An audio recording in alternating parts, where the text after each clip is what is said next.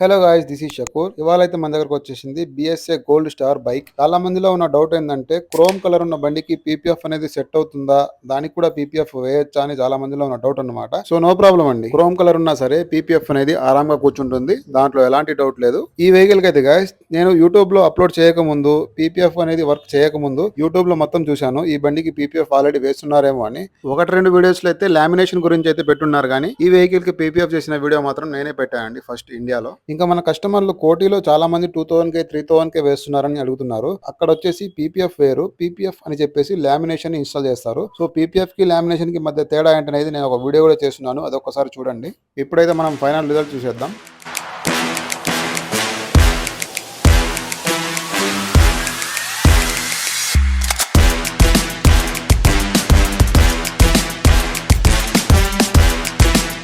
For more details, contact me on this number.